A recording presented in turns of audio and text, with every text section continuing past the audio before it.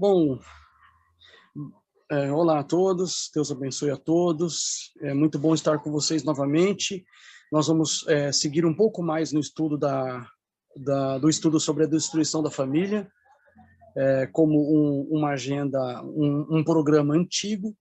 Nós vamos seguir, como falamos da primeira vez, duas linhas de causalidade, né? São duas linhas que acabam convergindo nesse objetivo de destruir a família. Uma linha de causalidade é a linha de causalidade ideológica, que tem muito a ver com o estudo que fez a professora Suelen, e sobre o livro da Ana Aparecida Campagnolo, Feminismo, Perversão e Subversão. E a segunda linha de causalidade é das grandes corporações. O texto que eu sugiro como o start, vamos dizer, um ponto de partida para esse estudo, é um pouco diferente, né? Diverge um pouco do método que nós costumamos fazer na igreja quando a gente faz um culto, um estudo, ou até uma semana de oração da família. A gente aborda muito a Bíblia, muito o espírito de profecia. Esse vai numa linha um pouco paralela a essa, quer dizer, trata dos mesmos temas, às vezes com um pouco mais de colorido, um pouco mais de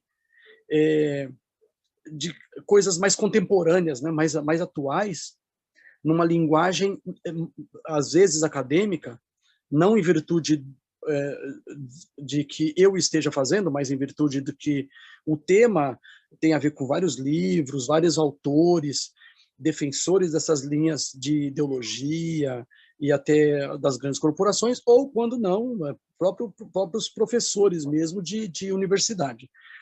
Então, ele chamou atenção no último estudo, espero que dessa vez, embora sendo menor o nosso estudo, a gente consiga dar conta do recado. O texto inicial, como eu sugeri para os irmãos, é o texto do Grande Conflito, no capítulo O Maior Perigo para o Lar e para a Vida. Na página 590 dessa edição, que vocês veem em minha mão, tá? Dessa edição do Grande Conflito. Não sei se dá para ver aí. Então, na página 590 e 591 diz assim: na família, Satanás está em atividade. Sua bandeira tremula mesmo nos lares que se professam cristãos. Há invejas, suspeitas, hipocrisia, separação, emulação, contenda, traição de santos legados, satisfação das paixões. Todo o conjunto dos princípios e doutrinas religiosas que deveriam constituir o fundamento e o arcabouço da vida social assemelha-se a uma massa vacilante prestes a ruir. Os mais vis dos... tem gente tentando... Peraí, só... Tudo bem, vamos... os mais vis dos criminosos, quando lançados na prisão pelas suas faltas, tornam-se frequentemente recebedores de dádivas e atenção, como se houvessem alcançado invejável distinção. Dá-se grande publicidade a seu caráter e crimes, a imprensa publica as minúcias revoltantes do vício, iniciando desta maneira outros na prática da fraude, roubo, assassínio, e Satanás exulta no êxito de seus planos infernais. O enfatuamento do vício, a criminalidade, o terrível aumento da intemperança e iniquidade de toda sorte e grau, devem, agora, notem bem essa parte, irmãos, devem despertar todos os que temem a Deus para que investiguem o que se pode fazer a fim de sustar a maré do mal. Então, para eu investigar, eu primeiro preciso distinguir o problema, saber, este é o problema. Depois que a gente descobre o problema, a gente começa a entendê-lo e pode, eventualmente, contra-atacar esse problema, né? Derrubar, desmontar esse problema, né? Na medida que a gente entende a natureza dele, onde ele afeta, como evitar que ele alcance o coração das pessoas, né? Da sociedade, da juventude, enfim, da família. E nós paramos no último estudo, deixa eu ver o próximo slide, Bruno. Nós paramos no último estudo no momento em que as duas linhas de causalidade da destruição da família, que é a linha das grandes corporações e da ideologia, elas tiveram um tipo de impasse. de um tipo de checkmate na Primeira Guerra Mundial. Depois da Primeira Guerra Mundial, o povo envolvido com a ideologia na tentativa de destruir a família, tendo como uma base relativamente aí próxima o livro de Karl Marx e do Engels sobre o estudo da família, da propriedade privada e do Estado. E antes disso, ideologia alemã e o Manifesto Comunista, nas 3 obras, as primeiras 2 só do Karl Marx e a terceira obra de 1884 do Engels, especialmente, o Marx já estava morto, mas o Engels juntou algumas ideias que ele já tinha com outros textos já escritos do Marx. Então o livro é de dupla autoria, né, dos 2. E esse livro, ele já fala, nas 3 obras ele fala com desprezo em relação à família, mas no terceiro livro, esse de 1884, o estudo da origem da família, da propriedade privada e do Estado, ele combate fortemente a família. E essa ideia ela foi ganhando volume, foi ganhando proporções de influência, até que na Primeira Guerra Mundial, depois da Primeira Guerra Mundial, eles ficaram pensando assim, o que será que aconteceu? Que os trabalhadores pegaram em armas para lutar contra trabalhadores, em defesa das classes dominantes de cada país envolvido na Primeira Guerra Mundial. Então foi um dilema para eles, eles tiveram que procurar uma solução para aquilo. Não só isso, a linha de causalidade das grandes corporações, né, o Rockefeller, o Carnegie, e outras fundações que surgiram depois, mas os fundadores dessas organizações, né, dessas ONGs, já estavam vivos, envolvidos e atraídos por essa ideia de organizações não governamentais que pudesse controlar, digamos assim, a população, oferecer benefícios do tipo profissionais formados nas instituições de ensino deles, etc. Eles ficaram pensando assim, peraí, não adianta a gente gastar dinheiro, o pensamento que eles tiveram, né, o pessoal das grandes corporações, tipo Fundação Ford, etc., né? Só que ainda não existia a Fundação Ford, existia a Fundação Rockefeller.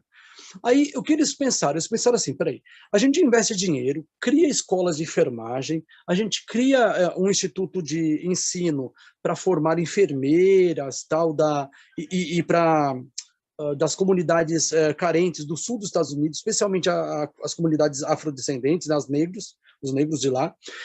A gente cria um monte de instituição para dar um apoio para a sociedade, e a sociedade cai numa Primeira Guerra Mundial, morre 20 milhões de pessoas, mais ou menos, 340 e poucos mil soldados americanos. Então eles falaram assim, peraí, o que acontece? Parece que as guerras acontecem porque o homem fica louco. Então um deles, o David Rockefeller Jr.,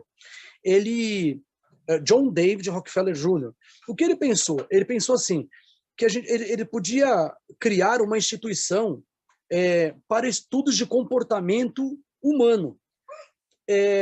Isso surgiu porque ele pensou assim, poxa, mais do que criar medicamentos, vacinas, instituições de ensino, a gente precisa estudar o comportamento humano. Então a gente precisa fazer o quê? A gente precisa controlar a taxa de natalidade, a gente precisa estudar o comportamento humano e ver quais métodos nós podemos usar para poder controlar os homens, né? Controlar a humanidade, controlar a sociedade. Sabe, estudar as várias manifestações da sociedade que pudessem, de repente, oferecer algum risco para a própria sociedade. É como se eles falassem assim, a sociedade precisa de algum tutor, um guia. Quem são os guias? Nós, iluminados, bilionários, né, que somos os guias da humanidade. Próximo slide, Brunão, vamos lá, dar uma olhada aí. Aqui nós temos, então, uma linha histórica desses atos, né, instituições, agora do ponto de vista das grandes fundações. No relatório da Fundação Rockefeller, de 1933, é admitido que eles querem criar uma raça superior. Então, para eles criarem uma raça superior, eles têm que saber, eles têm que controlar a humanidade. Primeiro, controlar, porque não pode surgir uma nova raça, vamos dizer assim, né? Por encontro de grupos sociais diferentes. Não, a gente tem que controlar essa humanidade. Então, aí entra controle de natalidade, o aborto, o comportamento intersexual, né, do homem e da mulher, como que vai ser o relacionamento sexual. Entra aí a agenda feminista, que, de certa forma, cria uma certa tensão entre homem e mulher e tira a mulher da sua função historicamente sedimentada, que é como mãe, como a senhora do lar, que cuida, que administra o lar, que educa os filhos. E ela vai para a rua, vai trabalhar. E as grandes corporações criam mesmo isso, né? Que os casais evitassem filhos, que eventualmente fosse necessário que houvessem dispositivos legais permitindo a mulher abortar e também corroer moral e sexualmente a família, estimulando o incesto, só que isso na linha de causalidade ideológica, né? O incesto, a pedofilia, etc. Isso aí tudo era meio que plano deles, né?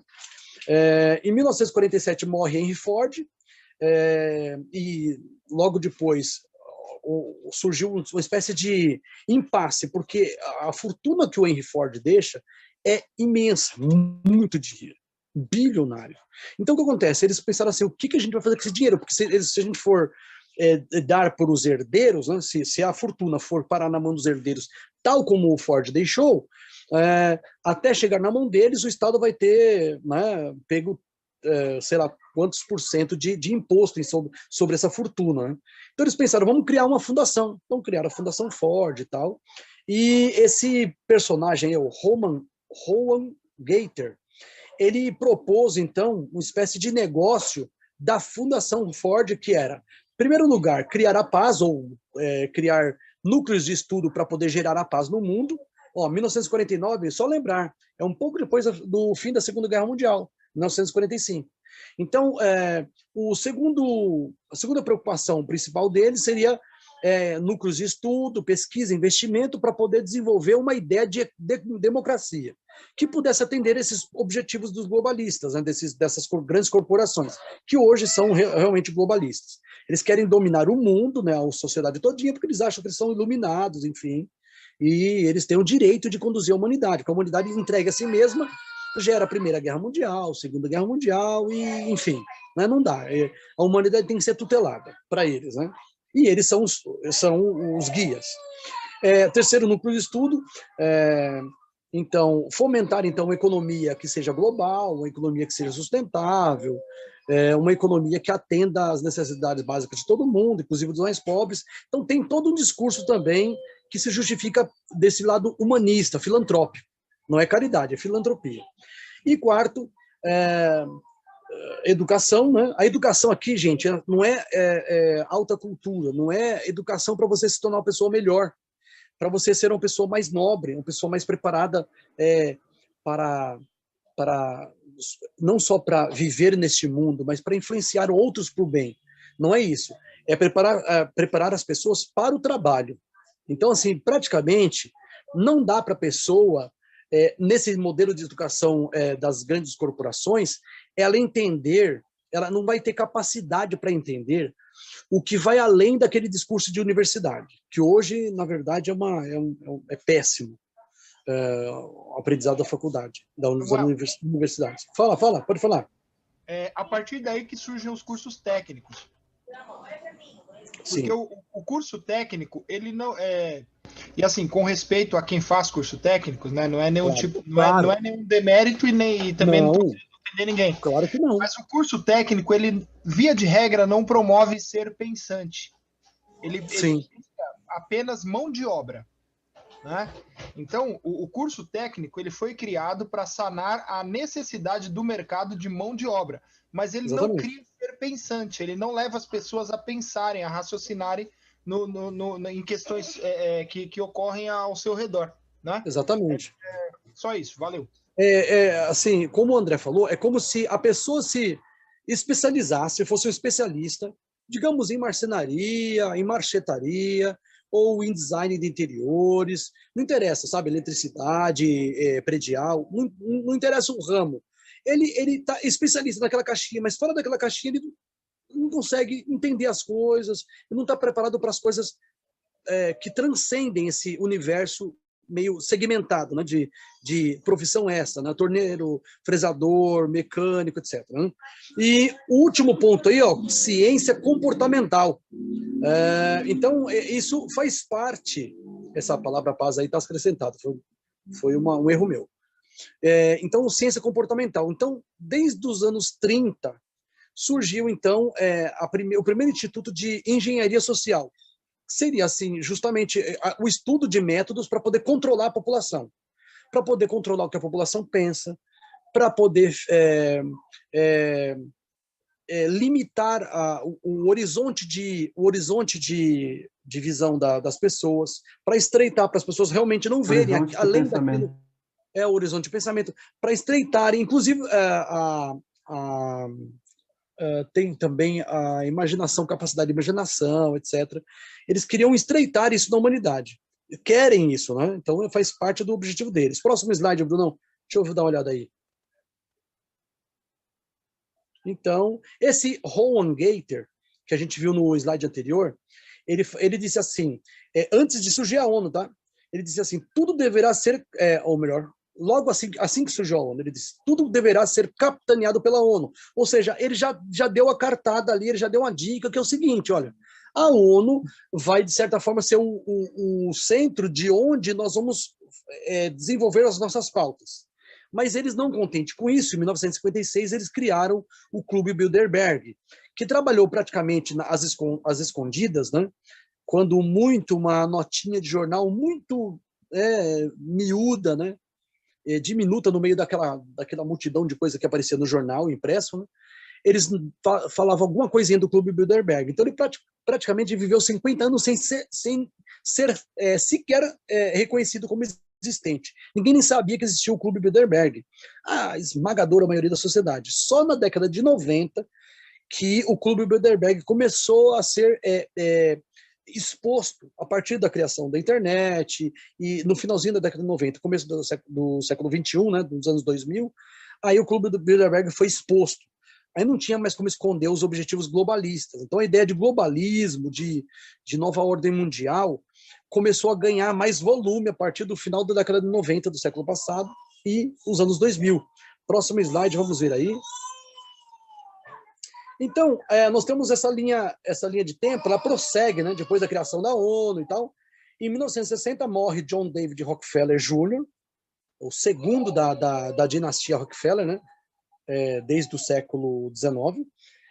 Em 1970 é criada a Fundação MacArthur, é uma das principais fundações que patrocinam pesquisas desses grupos de minoria militante, né? Afrodescendentes, feministas, LGBTs, estudos de controle demográfico, né? Populacional, etc. E em 1972, a criação do Women's Studies, da Fundação Rockefeller, estudos da mulher, né, das mulheres, o feminino. E esse mesmo instituto, na década de 90, vai mudar. Vai ser Women's and Genders Studies. Vai ser como se mudasse assim para estudos sobre mulheres e gênero, né, na mesma Fundação Rockefeller. Em 1978, morre John Rockefeller III, no dia 10 de julho de 1978. E aí, esse é o cara, esse é o John Rockefeller Jr., ele é o cara da dinastia Rockefeller, o terceiro, né, dessa dinastia, que ele toca adiante essa agenda de controle demográfico, controle populacional, de natalidade. Eles que patrocinam o John David Rockefeller Jr., antes do Rockefeller III, aquele que morre em 1960, está aí no slide, ele que patrocinou aquela Margaret Sangers, que criou o Parenthood, como que chama? Planet Parenthood. Planejamento... É isso mesmo, Planet Parenthood, planejamento familiar. Planejamento familiar, que é a maior instituição dos Estados Unidos, privada, né, de estímulo do aborto. Do estímulo do aborto. Então, para eles, quando você vê assim, planejamento familiar é liberação do aborto. É isso que eles querem dizer. Não é assim, você evitar de ter né, relação sexual com a sua esposa, ou quando tiver, evitar que ela se engravide, etc. Não é isso. É aborto. Tem um desses personagens das grandes corporações, se eu não me engano, foi aquele personagem anterior, o Rowan Gator, que ele falou assim, eu acho que foi ele disse assim, não adianta aborto, o que adianta é a gente colocar na mente das mulheres que elas não desejam ser mãe. Se você colocar isso na mente das mulheres, pronto, nós ganhamos uma batalha. Ela pode casar, ela pode separar com o marido, casar com outro ou vários homens. Ela pode, enfim, pode acontecer o que for. Se ela colocar no coração, não vou ser mãe, acabou. Isso foi na década de 60, quando criaram a pílula anticoncepcional. Eles falaram assim, não adianta, tem que colocar na cabeça da mulher que ela não queira ser mãe. Colocou isso, pronto. Acabou. Hoje em dia, o problema está resolvido, entre aspas. Por quê? Ou boa parte deles. Porque você evita que a relação da mulher com seu marido, né, que gere filhos e que, portanto, tenha vamos dizer, que se perpetue a herança, a propriedade privada. O bem que o casal acumulou vai ficar para o filho e depois para o neto, e assim em diante. Então, o que eles querem combater é isso. Eles querem detonar, destruir, criticar toda a sociedade ocidental, especialmente, né? E destruir tudo, a economia, as estruturas basilares. E a família é base da sociedade. Então, ela tem que ser combatida de qualquer jeito. Próximo slide, Bruno. Vamos lá, que tem poucos slides, a gente já vai terminar. Esse aí eu acho que é o próprio Gator, aquele Rowan Gator. Não adianta aborto, é isso mesmo, vamos lá, voltar lá. Ele disse assim, não adianta aborto. A mulher, puxa vida, não adianta aborto, tem que colocar o I. A mulher deve ser estimulada contra o desejo de ser mãe. É isso aí que ele falou. Então, isso na década de 60, tá bom? Próximo slide, vamos lá. Então a gente vê uma linha de causalidade ideológica mais ou menos até ali. 1931, a escola de Frankfurt, né, o Instituto de Frankfurt, de pesquisas sociais, ele se mantém meio não tão influente até o comecinho dos anos 30. Em 1931, quando entra na direção do Instituto Max Horkheimer, aí a coisa pega um volume. Ele estuda, ele faz um livro, né, que é uma coletânea de ensaios, né, de artigos. O primeiro artigo é o dele, estudos sobre autoridade e família, e ele acrescenta no artigo dele, o primeiro artigo assim, estudos sobre autoridade, família e cultura. Autoridade, família e cultura. O primeiro artigo é o dele. E ali ele explora essa questão do incesto. Ele diz que o incesto não deveria ser criminalizado. Então ele defende a descriminalização do incesto. Portanto, ele vê como positivo a relação sexual entre pais e filhos. Olha que demoníaco. E da onde ele parte? Ele parte assim, no meio do artigo ele diz assim, que como pode, né, para vocês verem como é mais ou menos isso, para vocês verem como a instituição familiar é opressora. Marido, esposa e filhos moram, muitas vezes, durante anos no mesmo cômodo, no mesmo quarto, e eles não têm relação sexual. Olha que opressão. Então ele dizia que era uma opressão isso. Então ele defendia que fosse descriminalizada essa relação, porque a relação, só um instantinho, que a relação opressora da família heterossexual, com a moral judaico-cristã, é claro, que essa relação opressora, ela impedia vamos dizer assim, a exploração dos impulsos. Os impulsos, eles eram sufocados. Na mesma lógica que trabalhou Herbert Marcuse, que ele diz assim que, na contramão do Freud dizia assim, que a civilização surgiu quando os impulsos foram controlados. Então ele dizia que era como se fosse assim, era a ordem, né? Era a ordem, a moral, e depois a civilização. Ela surgiu por causa dessa moral, por causa dessa relação marido e mulher, ser heterossexual, ser uma relação somente do casal, e que isso, o controle dos impulsos, os impulsos sexuais dominados pela razão, fez com que surgisse a civilização no mundo.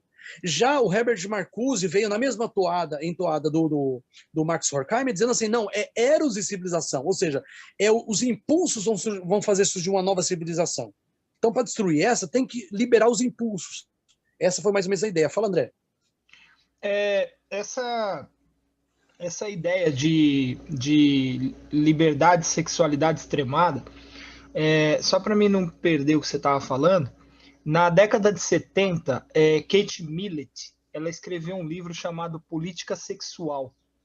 E nesse livro, ela é a primeira a incitar essa questão da sexualidade extremada da mulher. Primeira mulher feminista nessa década, né? Aí, no mesmo período, surge também Shulamita Firestone. E ela escreveu o livro... maluca. Ela escreveu um livro chamado Dialética do Sexo, né? E aí, no livro, ela diz assim que ela diz assim, ó, libertando a mulher da sua tarefa socialmente imposta de reprodutora da espécie, acabaríamos também com a unidade social, a família, chegando por fim em um oásis social de liberdade. Então, oásis. E primeira coisa que ela diz, libertando a mulher da sua tarefa socialmente imposta. Qual que é a tarefa socialmente imposta? Reprodutora da espécie. É como se a sociedade tivesse determinado, olha, mulher, você vai reproduzir, o homem não. Quando isso é natural. Foi Deus quem determinou a mulher como reprodutora da espécie e não o homem. Só que ela vai colocar... Judith Butler também, no seu livro, o livro dela se chama... Problemas de gênero, feminismo, subversão da identidade, né? Judith Butler. Ela vai dizer a mesma coisa, que o gênero é uma questão social, né? A sociedade que diz quem é homem e quem é mulher. E aí, ela continua dizendo assim, ó, libertando a mulher, né, da sua tarefa socialmente imposta. Se fizer isso, se isso acontecer, ela diz assim, ó, com isso, atacamos a família numa frente dupla, contestando aquilo em torno de que ela está organizada. A reprodução da espécie pelas mulheres e sua consequência, a dependência física das mulheres e das crianças. Eliminar estas condições já seria suficiente para destruir a família, que produz a psicologia de poder. Contudo, nós a destruiremos mais ainda. Página 237 do livro Dialética do Sexo. E aí, por fim, para mim não te atrapalhar, ela vai dizer assim, ó, a total integração das mulheres e crianças em todos os níveis da sociedade, todas as instituições que segregam os sexos ou excluem as crianças da sociedade adulta, como a escola moderna e outras instituições, devem ser destruídas. Porque ela defendia a queda do tabu do sexo, como esse homem. Do tabu André, permita uma interrupção. Ela falou assim que a exclusão das crianças da sociedade adulta significa a exclusão sexual das crianças da sociedade adulta. Ela quer a integração das crianças na sexualidade da sociedade adulta. Isso é que é canalice. Aí ela diz assim, ó, a integração total das mulheres e das crianças, exatamente. E aí ela vai falar contra o tabu do incesto. Ela diz que o incesto é um tabu. E é esse tabu, ou esse é um dos tabus que mantém a família bem estruturada. Derrubando esse tabu, e aí ela vai dizer ainda assim que não há problema a mãe fazer sexo com o filho, ou o pai com a filha, porque é só sexo, nada além de sexo, entende? E aí, por fim, Samuel, desculpa a demora, mas tem recentemente, tem alguns anos já, poucos anos, na Alemanha, Mirjam Reine, uma universitária, ela defendeu a pedofilia numa palestra que ela fez na universidade. Então, essas coisas, elas têm ganhado muito volume, sabe? Diz assim o texto. Há alguns anos, lideranças cristãs e conservadoras brasileiras vêm alertando que o movimento progressista tentaria incutir o raciocínio de que a pedofilia é normal. Tentativas de descriminalizar relações sexuais com menores de 14 anos foram infrutíferas. Agora a estratégia é usada e o convencimento é feito nas universidades, como o caso dessa palestrante Mirjam Rene. Eles estão tentando dizer que todas as formas de amor são válidas. Deus nos livre, a coisa está ficando feia, preta. É isso mesmo, André. Inclusive, alguns nomes que você citou, a capa dos livros está aí no nosso estudo de hoje. O horário já está dando, Bruno? A gente... Ah, não, hoje está com... Não, pode continuar. Tá, eu lembro. Está com o de o hoje endereço lá do direto. Chaves. Beleza, vamos lá então. A linha de causalidade, então, ideológica, passa por isso aí. Próximo slide, Bruno. Deixa eu dar uma olhada aí. Isso, nós temos aí a Simone de Beauvoir, que escreveu o livro Segundo Sexo. Ela, irmãos, ela foi tão má que ela tinha um caso com o Jean-Paul Sartre, e o Sartre era um velhão, tal, né? Um filósofo, professor importante de filosofia na França, era também muito importante na França. O que ela fazia? Ela de certa forma, ela cooptava as menininhas de 14, 13, 15 anos para ter relação sexual com Jean-Paul Sartre. Ou seja, ela era amante de Jean-Paul Sartre. Com ela também, com ela também, exatamente, para colocar as adolescentes nessa relação de pedofilia. Ela mesma praticava. Então era ela, o amante dela, o Jean-Paul Sartre, e as meninas adolescentes. Ela introduzia as meninas no uso de drogas. Então, várias meninas dessas que se relacionaram com eles acabaram se suicidando, aí se tornando dependentes químicas. Então, assim, isso é a pessoa, o doce de pessoa, é o paraíso, né, o que ela imaginava, né, o paraíso. A destruição da família, liberação sexual total, inclusive a introdução de crianças, né, de adolescentes na relação sexual com adultos. Terrível. Próximo slide, vamos lá. Então, depois veio a Beth Friedan, aqui, ó, numa linha histórica, né? Ah, mas aí a data está errada, tá? Não é 1863, é 1963, perdão. Ela escreveu A Mística Feminina, livro que inspirou as revoltas, né? Embaixo tá aí a capa, né? Se você ampliar, está escrito assim: o livro que inspirou a revolta das mulheres americanas. Ou seja, essa é revolta contra o quê?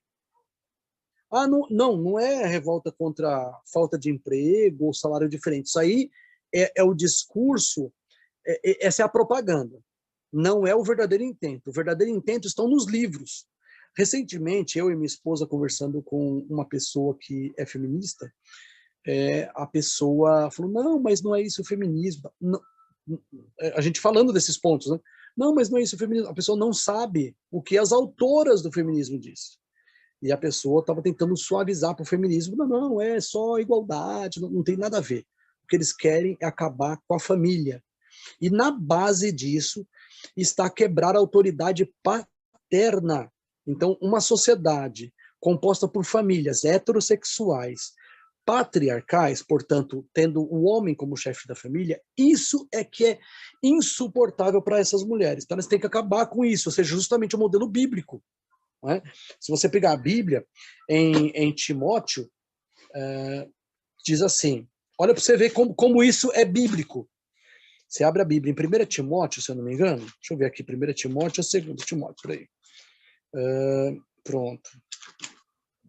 Está aqui já Timóteo. Peraí. Pronto. Está aqui. Timóteo 3. 1 Timóteo 3, verso 1 diz assim: fiel é esta palavra, se alguém aspira o episcopado, né? O presbitério ou até o ancianato, né? Essa é a ideia.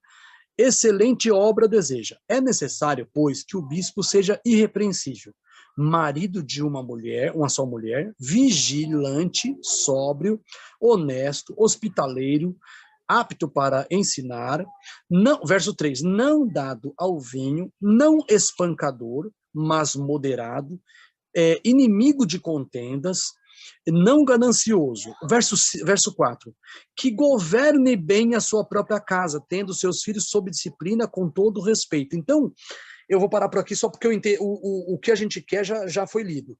Então, o que tem que ser? O líder da igreja tem que ser marido de uma mulher, entre outras coisas, ele tem que governar bem sua própria casa.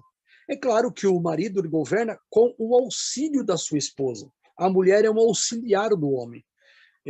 A esposa é um auxiliar, ela colabora com essa ideia de governo, mas ela é um auxiliar, ou seja, ele é um líder e ela é uma líder colaboradora, está com ele para colaborar nessa liderança.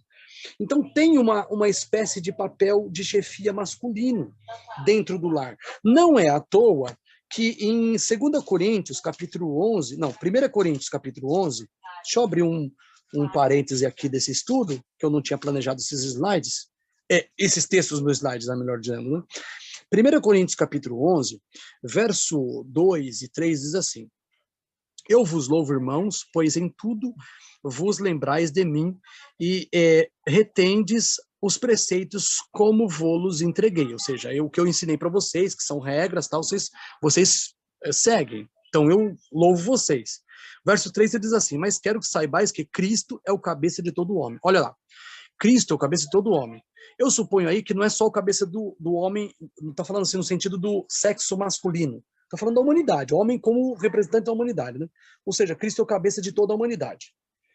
Aí ele diz, logo depois, ele diz assim: e o homem, o cabeça da mulher. Então você vê que existe uma espécie de função de liderança do homem que é um pouco distinta da função de liderança da mulher, porque coloca a mulher sob os cuidados do homem, sob a responsabilidade do homem. Ele tem que proteger a sua mulher. Então diz no finalzinho: e Deus, o cabeça de Cristo. Então não se trata de o homem ser mais ou da mulher ser menos. Não, de modo algum. Porque o Cristo na divindade não é menor que o Pai. Porque fala que Deus, e termina o verso falando assim: e Deus é o cabeça de Cristo. Deus não é o cabeça de Cristo porque ele é maior, porque ele é um Deus num grau superior. Não é isso. É questão de função. Então as pessoas são iguais, Pai, Filho e Espírito Santo, são 3 pessoas na divindade iguais, mas que a função é diferenciada. O Pai tem uma função de liderança sobre Cristo, e isso não diminui Cristo em nada. E Cristo tem uma função de liderança, etc., e assim por diante, né?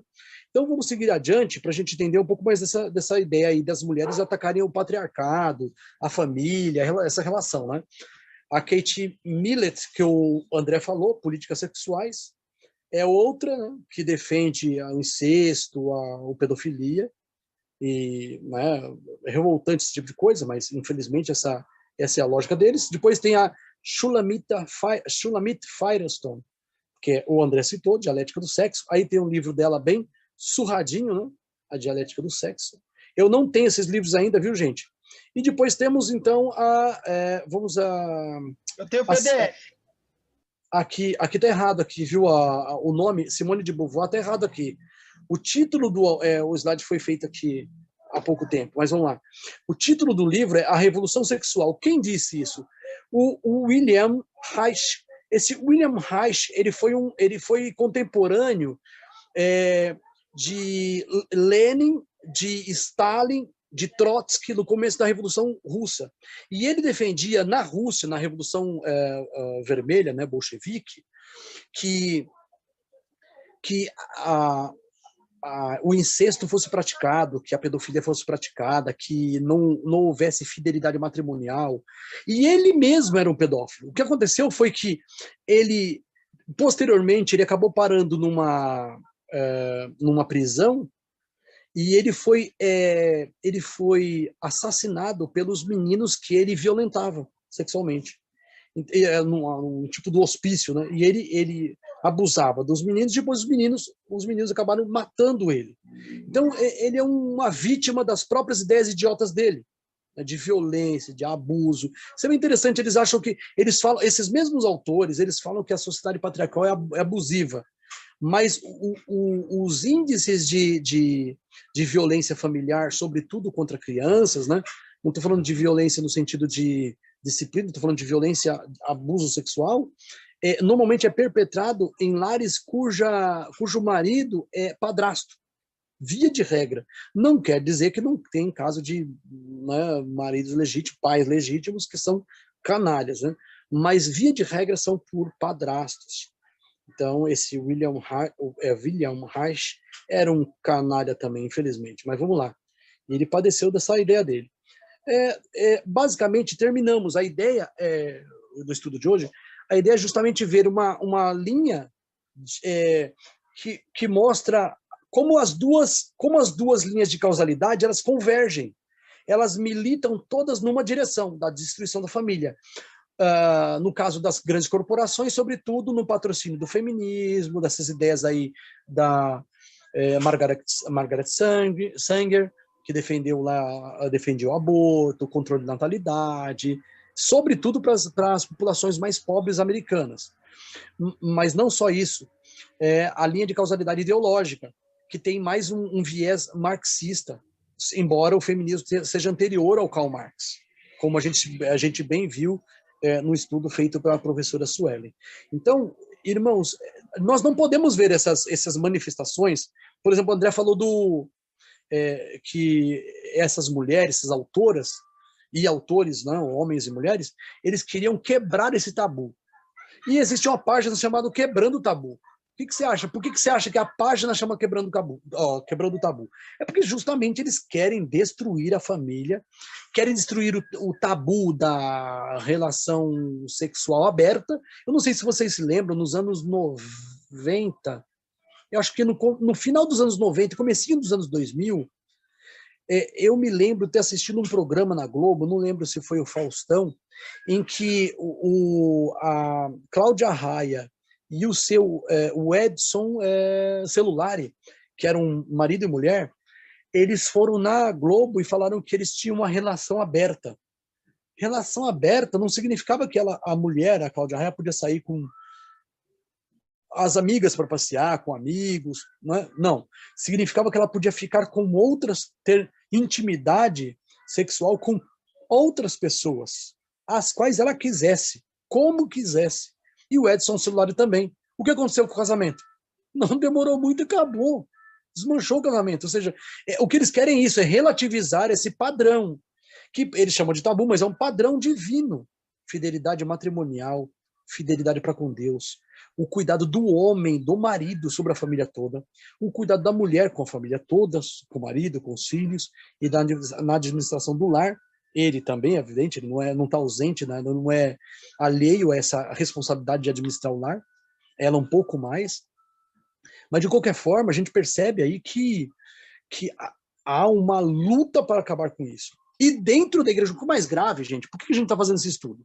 A gente podia estar estudando agora sobre justificação pela fé, sobre o santuário celestial, sobre a purificação desse santuário, estudando as profecias relativas a essa profecia, a questão da purificação do santuário celestial, do Santíssimo, a intercessão de Cristo no Santíssimo. Poderíamos estar estudando sobre as profecias escatológicas que ainda não se cumpriram, enfim, e tudo isso certamente será mais cedo ou mais tarde aqui, nós vamos voltar a esses temas bíblicos mesmo, né, do espírito de profecia.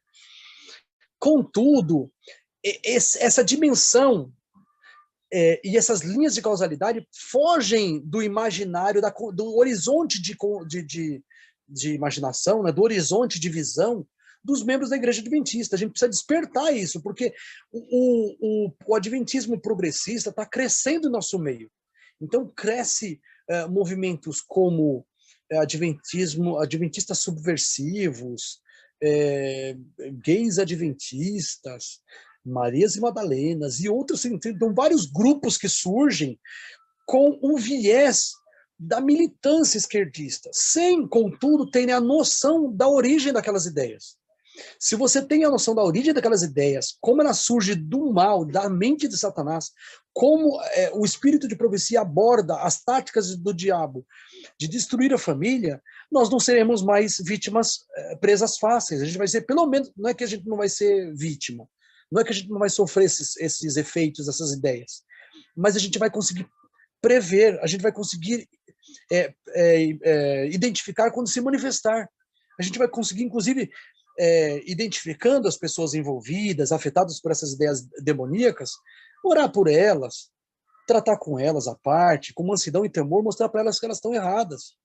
Então a gente precisa fazer alguma coisa. O mal é como se, qual que é a aparente noção que eu tenho desses nossos estudos, nessas questões, é como se cada um de nós aqui, não só a professora Suelen, ou qualquer um que esteja à frente do estudo, mas nós mesmos que estamos estudando, é como se a gente fosse um atalaia nos muros de Sião. É como se a gente fosse uma pessoa que pudesse avisar do perigo iminente, ou do perigo que já se filtrou, já está dentro. A gente não pode ficar quieto diante disso. A gente precisa se manifestar, porque não só que a gente tem que pregar o evangelho, sabe? Não é só que a gente tem que falar de Jesus para as pessoas, também, mas a gente precisa também prevenir os que estão dentro. Quando Jesus, em Lucas 12, ele conta Lucas 16, perdão, Lucas 16, 15, acho que é 15, depois 16 entra em outros tópicos, ele cita 3 parábolas: a parábola da ovelha perdida, a parábola da dracma perdida, e depois ele cita a parábola do jovem, do filho pródigo. Então, a parábola da ovelha perdida, a ovelha ela se perde longe do aprisco, ela foge do pastor, ela se perde e vai para longe do aprisco e do pastor. Então, a gente percebe uma natureza de perdidos. Mas a segunda parábola, que é da dracma perdida, é uma natureza diferente de perdido, um perdido dentro da casa. Então, a mulher perde das 10 dracmas, que é o seu dote, né, dote para o casamento, ela perde das 10 dracmas, 1 dracma. Então, ela revira a casa todinha, ela varre a casa todinha até achar a sua dracma. E ela junta as amigas, faz festa porque tinha uma dracma perdida. E ela foi achada. Mas ela estava perdida dentro de casa. Ou seja, então Jesus, ele não está... Deus não está preocupado só com um tipo de perdido, com todos. Inclusive, na última parábola, né, que é do filho pródigo, também tem os 2 tipos, né? O filho pródigo, que se perde longe, e exatamente. O outro filho ficou dentro de casa, que também estava perdido, porque quando voltou o filho pródigo, ele não quis aceitar. Também exatamente. É a síntese das outras 2, né, diríamos. Exatamente.